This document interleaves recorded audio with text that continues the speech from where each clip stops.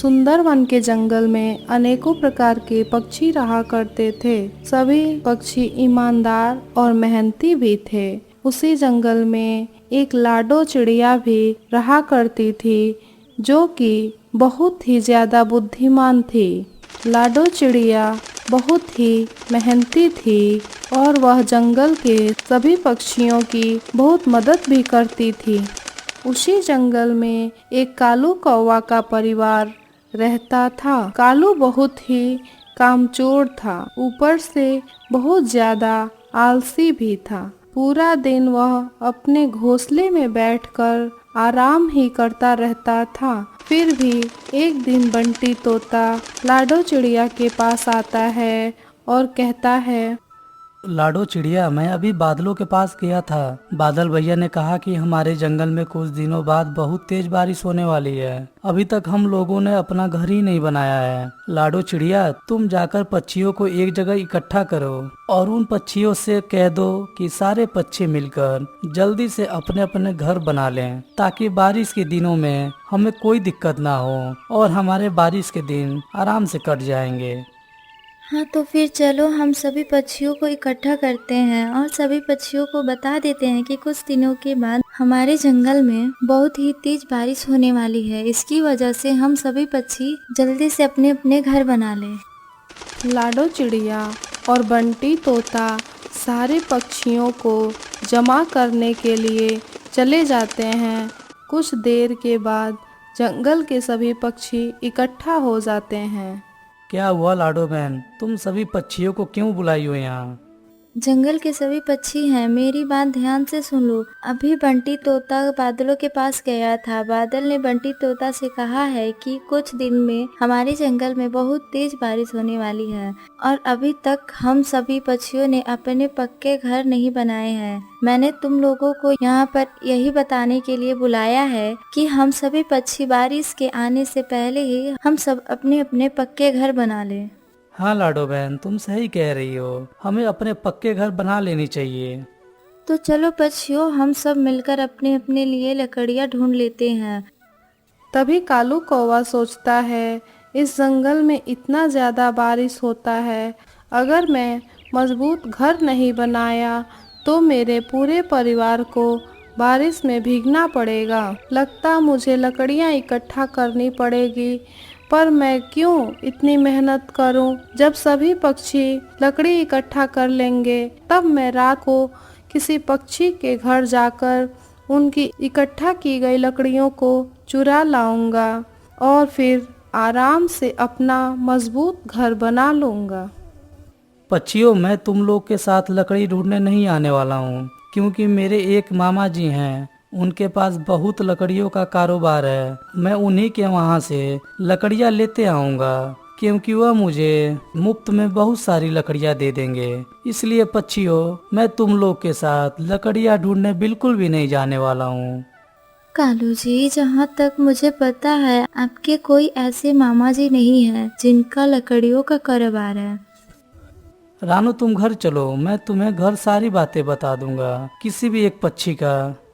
फिर कालू कौवा और रानू कौवी अपने घोंसले की तरफ चले जाते हैं और जंगल के सभी पक्षी लकड़ियां ढूंढने के लिए निकल जाते हैं।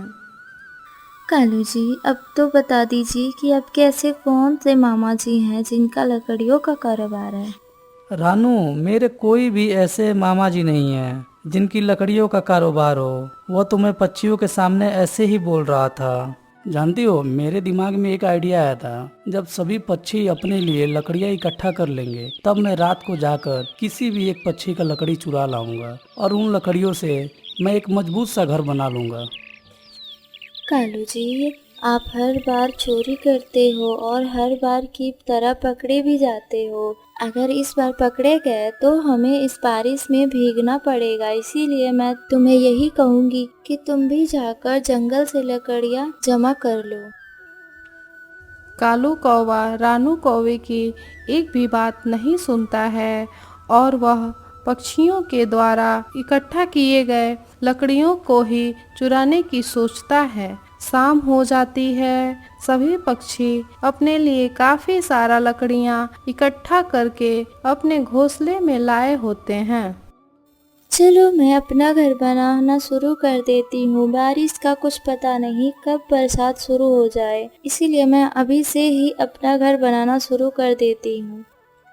फिर लाडो चिड़िया अपना घर बनाना शुरू कर देती है कि लाडो चिड़िया देखती है कि लाडो चिड़िया की लकड़ियों में तो कीड़े लगे हैं।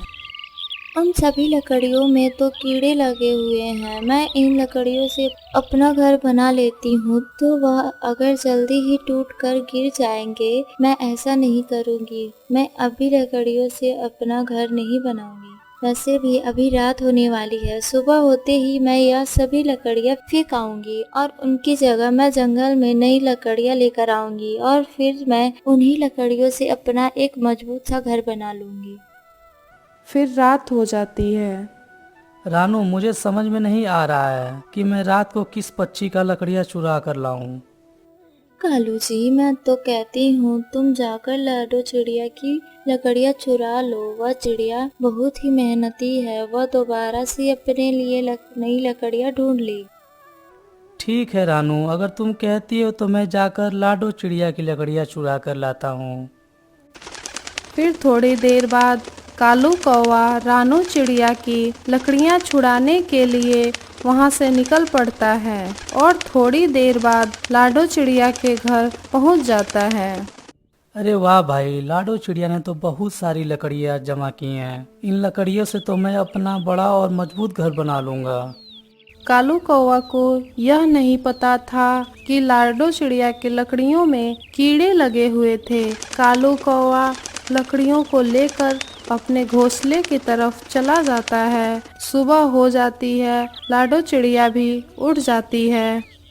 ये क्या, मेरी लकड़ियाँ कहाँ गई? लगता है रात में बहुत तेज आंधी चली है, जिसकी वजह से मेरी सारी लकड़ियाँ कहीं इधर उधर उड़ गई हैं। चलो कोई बात नहीं, मेरी लकड़ियों में तो कीड़े लगे थे। मैं तो लकड़ियों को फेंकने वाली ही थी, इससे अच्छा उड़ गई। चलो मैं जाती हूँ, अपने लिए कोई जंगल में नई लकड़ियाँ ढूंढ लेती हूँ। रानू उठो, सुबह हो गई है। चलो अब हम इन लकड़ियों से अपना घर बना लेते हैं। फिर कालू कौवा और रानू कौवे उन लकड़ियों से अपना घर बनाना शुरू कर देते हैं। फिर सुबह हो जाती है।